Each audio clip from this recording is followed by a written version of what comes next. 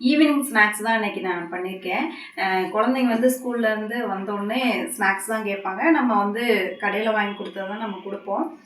So இது வந்து high protein உள்ள ஒரு ஸ்நாக்ஸ் தான் இது. ஸோ இது வீட்டில் செஞ்சு கொடுத்தீங்க அப்படின்னா கடையில் வாங்கி கொடுக்கறத விட இதை ரொம்ப விரும்பி சாப்பிடுவாங்க, நிறையாவும் சாப்பிடுவாங்க. ஸோ அது எப்படி செய்கிறது அப்படின்னு பார்க்கலாம். சோயாவை நான் இப்படி வேக வச்சு எடுத்து வச்சுருக்கிறேன்.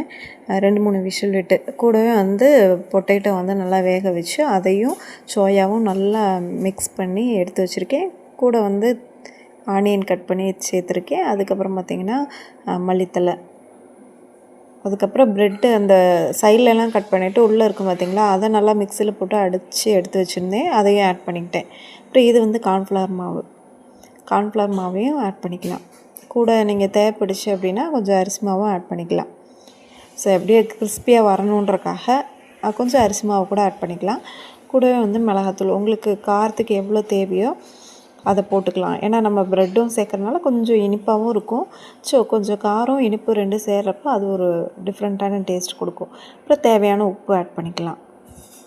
ஆட் பண்ணதுக்கப்புறமா நல்லா பிசைஞ்சிட்டு நல்லா சின்ன சின்னதாக உருண்டை பிடிச்சி தட்டில் எடுத்து வச்சுக்கலாம். ஸோ அப்போ தான் வேகறதுக்கு கரெக்டாக இருக்கும். நான் கொஞ்சம் பெருசாக பிடிச்சிட்ட உருண்டை சின்னதாக பிடிச்சி வச்சுக்கோங்க. அப்போ தான் உள்ளே இருக்க அந்த கார்ன்ஃப்ளவர் மாவுலாம் வேகும். அப்புறம் ஒரு கடாயில் நல்லா எண்ணெய் ஊற்றி அதை நல்லா சூடாகிற வரைக்கும் வெயிட் பண்ணிட்டேன்னா நல்லா சூடானதுக்கப்புறம் போடணும்.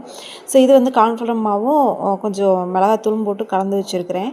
ஸோ இது என்னென்னா அந்த உருண்டையை எடுத்து கார்ன்ஃப்ளவர் மாவில் போட்டு கொஞ்சம் இது பண்ணிவிட்டு டிப் பண்ணி எடுத்துட்டு அந்த ப்ரெட்டு சைடில் இருக்கும் பார்த்திங்களா, அதை வந்து அடித்து வச்சுருக்கேன். அதில் நல்லா இப்படி தொட்டுட்டு நம்ம எண்ணெயில் போட்டு எடுத்தோம் அப்படின்னா அது ஒரு டேஸ்ட்டாக இருக்கும், நல்லா கிறிஸ்பியாக இருக்கும்.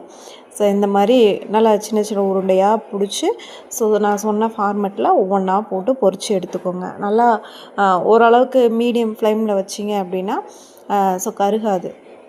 ஏன்னா உள்ளே இருக்கிற அந்த கார்ன்ஃப்ளவர் மாவுலாம் வேகணும், இல்லைன்னா வேகாது, கொலன்னு உள்ளே இருக்கும். வெளியில் நமக்கு ரொம்ப கிறிஸ்பியாக தெரியும், உள்ளே வந்து உங்களுக்கு சரியாக வெந்திருக்காது.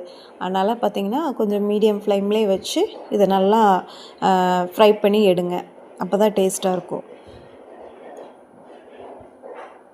இது குழந்தைங்களுக்கு கொடுங்க, ரொம்பவே டேஸ்ட்டாக இருக்கும், நல்லா விரும்பி சாப்பிடுவாங்க. ஹை ப்ரோட்டீன் கண்டதெல்லாம் நம்ம கொடுக்குறக்கு இந்த மாதிரி நம்ம வீட்டிலே செஞ்சு கொடுத்தோம் அப்படின்னா குழந்தைங்களும் விரும்பி சாப்பிடுவாங்க, நமக்கும் மனசு திருப்தியாக இருக்கும்.